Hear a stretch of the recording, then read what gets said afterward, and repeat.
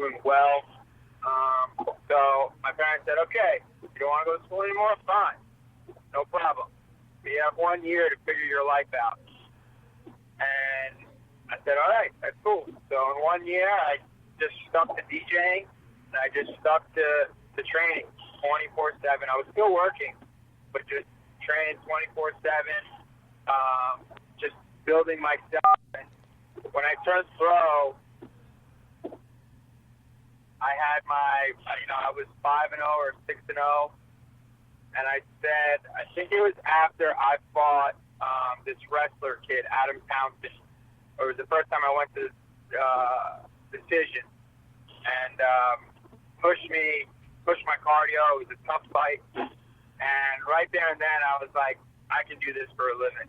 It really put the true pressure on me and pushed me to a limit that I've never been pushed to before. And when I knew I could hit that limit and keep going, I knew I was ready to take this as a career. So that's probably when it was. And you mentioned, being told you're up for the UFC, and that kind of taken some time to come to fruition. Was there any time in that process where you're getting your hopes up and it doesn't come to fruition, that you're thinking about going DJing full time, or was it like, no, I'm just going to keep plugging away and eventually Dana and Sean and whoever else is going to come grab me?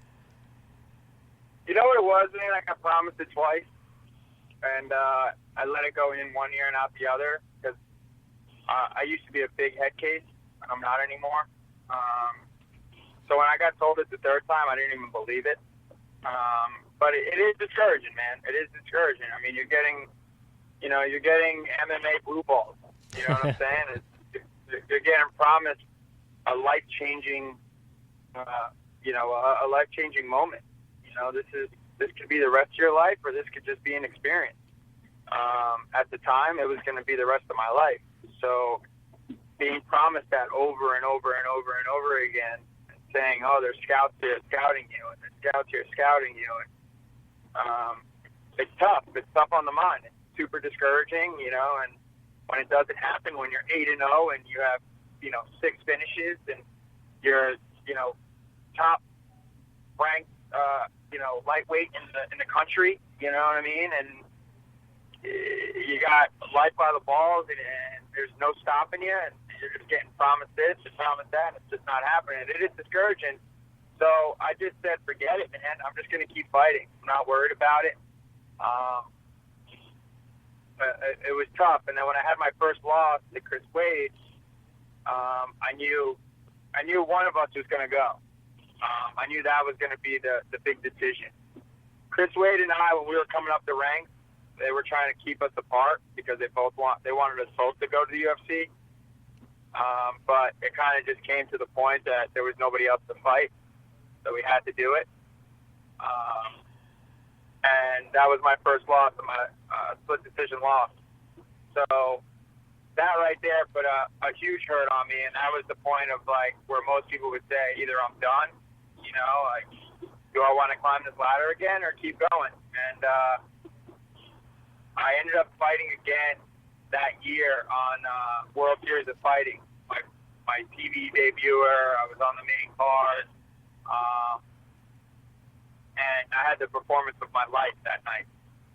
And I was supposed to fight the end of that year, late November, early December, something like that. And I didn't, because my grandfather ended up passing away. And my grandfather was, if anybody knows, my grandfather was my best friend. So I wasn't in the best mind state. So that fight, and when I pulled out of that fight, I want to say 2 or 3 weeks later, I'm playing paintball with a bunch of my buddies, and I ended up getting the phone call when I'm walking to my car after I got done saying, hey, man, welcome to the UFC. So it was kind of like a sign, I feel, What's that like, getting that call finally? You know, man, it was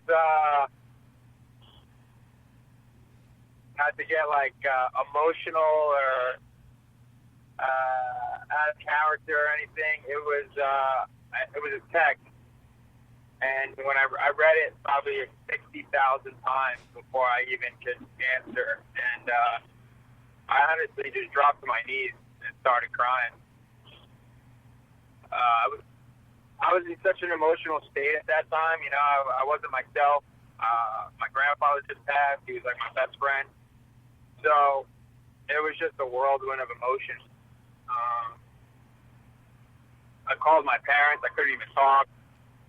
And I literally was supposed to go out and get burgers and beers with the boys. And I ran home just to see my parents and hug them and kiss them and say, man, we did it, you know? Because I'm nothing without my family, you know what I mean? And they've seen the struggle. They've seen me cutting weight. They've seen me dieting. They've seen me sacrificing my life and not living a normal life that a 20-year-old kid should be living. And I was just dedicated to this game. And when it all came at that specific moment, you know, would it have been as an impact if my grandfather was still here? I don't know if it would have been that big, but I think it was bigger because especially my grandfather never wanted me to fight. And he never saw me fight. He was in my hotel room for one fight, and that was it. So it was kind of like I felt like him letting me live my life out and hitting my goals with his acceptance, you know, that he's away now, so he doesn't have to worry about me anymore, you know? So it was a pretty surreal moment in my life. Before you got that call, you had your first loss, and prior to that, you were getting the call, and then they were saying, "No, we don't need you." And you said that used to affect you, that you were a head case, but you overcame that. How did you overcome being your own worst enemy? I'll be honest, man.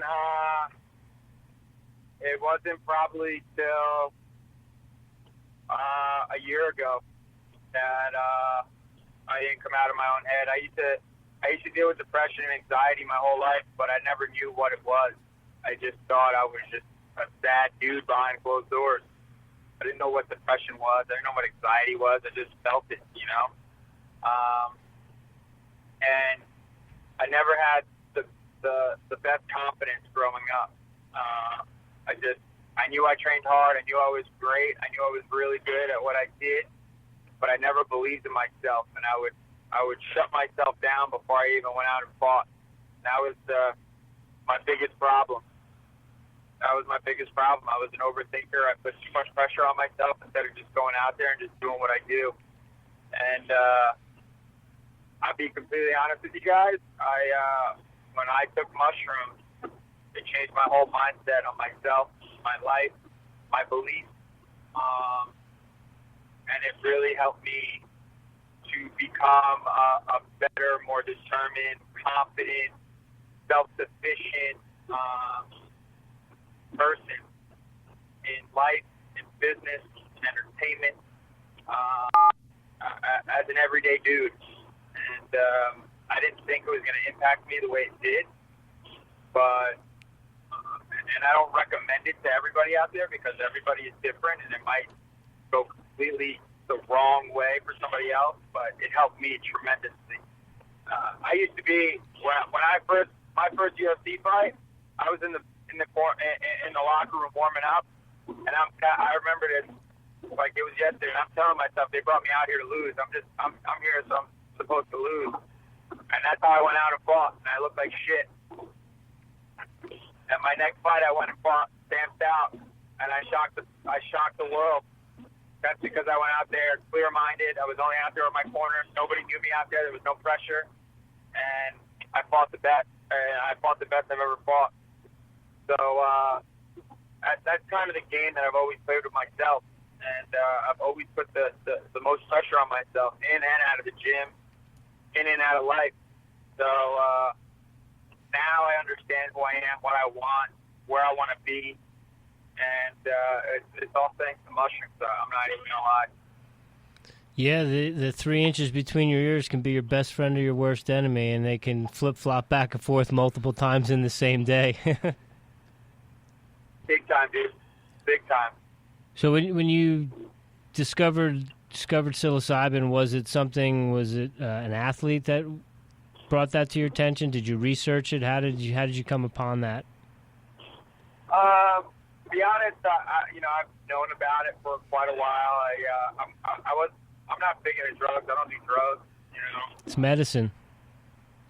But when I did more research, and my old chiropractor, honestly, Dr. DeMarcos, are really the ones who opened my eyes about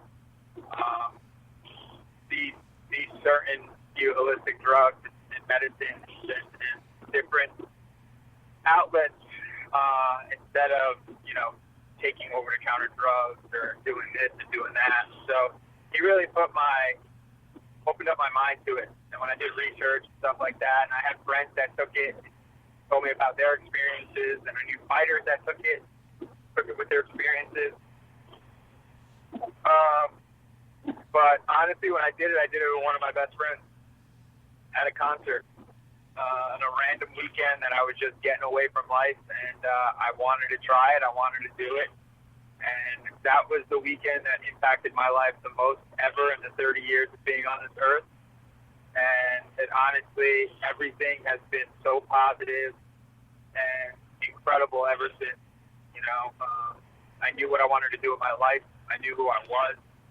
I understood certain values that I had and why I have them. It was just an out-of-body experience for sure that I had. What concert was it? Bruno Mars, man. Bruno Mars. Was it indoors or outdoors? No, it was indoors. It was indoors, man, and it was a pretty wild trip, dude. Because I went from having an ego trip and being like an egomaniac to going back to the Frankie that I was, with the not confident, depressed human being, to saying, fuck Bruno, I should be on that stage, like, not this dude, you know what I mean? Vibrant colors and really getting into my surroundings and everybody in the stadium, to feeling the heat off the lights and understanding that I'm supposed to be under lights and I'm supposed to, follow this path and be an entertainer and